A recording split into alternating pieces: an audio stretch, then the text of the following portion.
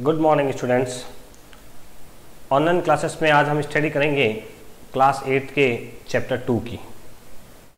Class 8 का जो हमने पहला चैप्टर स्टडी किया था वो था हमारा रिसोर्सेस, जिसमें हमने नेचुरल, ह्यूमन मेड और ह्यूमन रिसोर्सेस के बारे में स्टडी की थी कि रिसोर्सेस क्या हैं, कितने प्रकार के होते हैं और रिसोर्सेस कैसे बनते हैं, उनका क्या यूज़ है, उन्हें कैसे कंजर्व करना ज़रूरी है।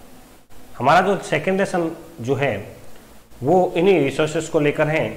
Natural resources which provide us by the nature, nature के द्वारा जो हमें रिसोर्सेस प्रोवाइड करवाए गए हैं, जो नेचुरल रिसोर्सेस के नाम से जाने जाते हैं, उन सभी रिसोर्सेस की स्टडी हम इस पूरे लेसन में करेंगे। जो इम्पोर्टेंट रिसोर्सेस हैं land, soil, water, natural vegetations and wild life, ये सभी क्या है, नेचुरल रिसोर्सेस हैं, जिसकी स्टडी हम इस पूरे लेसन में करेंगे। आज जो हम स्टडी इस वीडियो में कर रहे हैं स्टूडेंट्स, उसका टॉपिक है लैंड रिसोर्सेस। लैंड रिसोर्सेस को समझने से पहले let's look at our chapter 2। There are the two story about our land resources. What is the difference type of the land provide by nature to us. There are two stories, one named Mamba and second boy named Peter। इस lesson में हमें दो story दी गई है, जिसमें एक story जो है वो मम्बा की है, सेकेंड स्टोरी जो है वो पीटर की है। Mamba live in Africa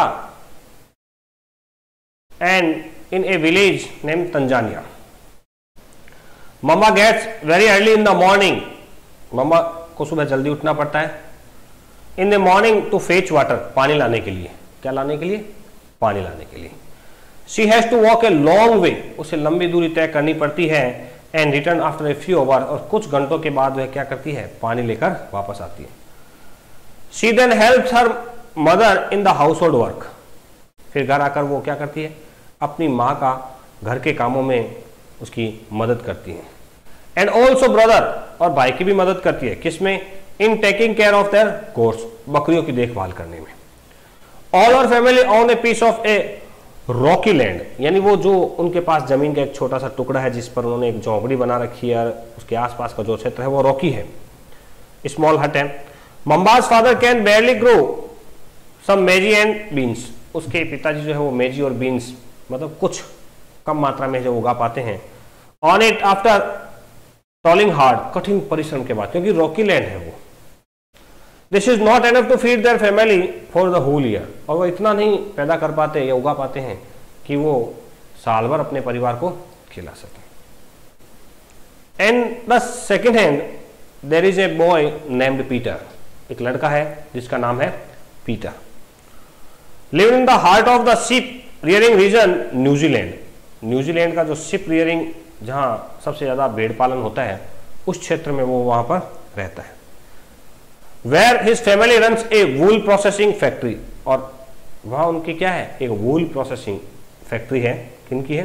Peter की। Everyday when he return from school, जब वह स्कूल जाकर वापस आता है, पीटर वॉचेस हिज अंकल, वह अपने चाचा को देखता है, taking care of there ship, कि वो भेड़ों की देखभाल कर रहे हैं। Their shipyard is situated on a wide grassy land, यानी उनका जो शिपयार्ड है वो बहुत लंबा चौड़ा एक घास का मैदान है, वहां पर बना हुआ है। इन द हिली एरिया में है।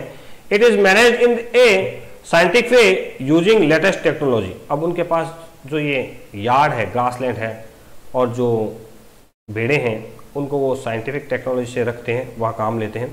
Peter family also grows vegetable through organic farming, organic farming के थ्रू वो क्या करते हैं, वेजिटेबल भी उगाते हैं। तो Mamba and Peter stay into different part of the world, यानी संसार के दो अलग अलग भागों में निवास करते हैं। And lead very different life, और उनका जीवन भी दोनों का क्या है, डिफरेंट है।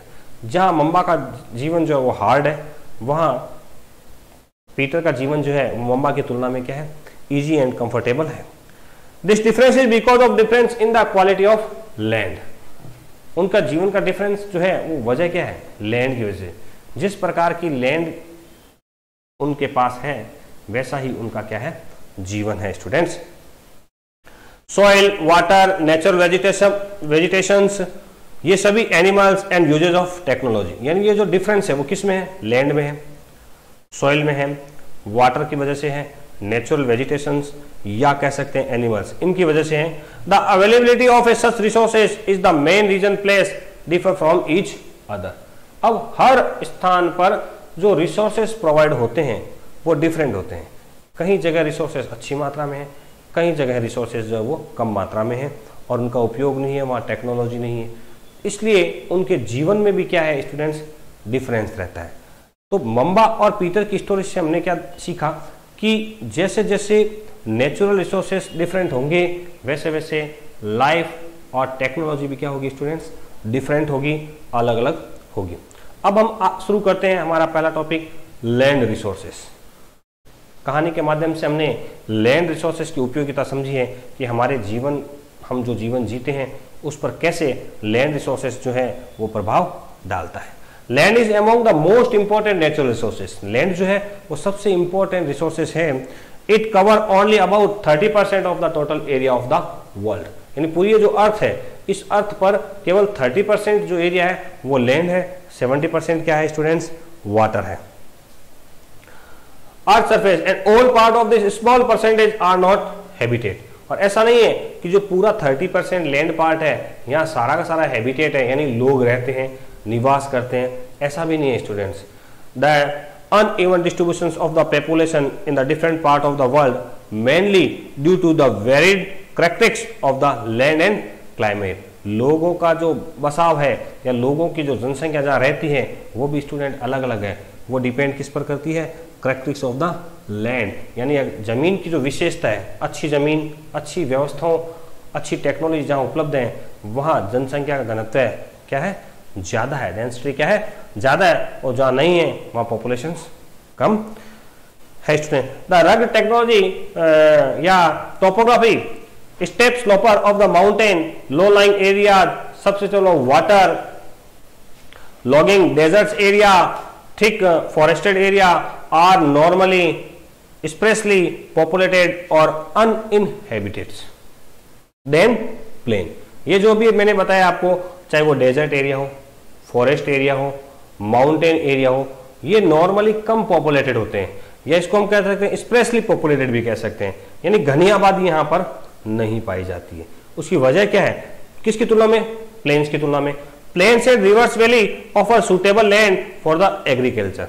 जो प्लेन्स मैदान होते हैं या हम कह सकते हैं जो रिवर्स के आसपास रिवर वैलीज होती हैं, वो क्या है, सुटेबल फॉर द एग्रीकल्चर। खेती के लिए जो है वो, एग्रीकल्चर के लिए जो है वो सुटेबल होती है, इसलिए वहां पर पॉपुलेटेड भी क्या, पॉपुलेशन भी क्या होती है स्टूडेंट्स, बहुत ज्यादा होती है, बहुत अधिक होती है। Hence these are the densely populated area of the world. इसलिए ये जो है वो डेंसली पॉपुलेटेड एरिया कहलाते हैं। सो स्टूडेंट्स, आज हमने अपने इस टॉपिक में स्टडी किया है क्या क्या है, लैंड रिसोर्सेज के बारे में।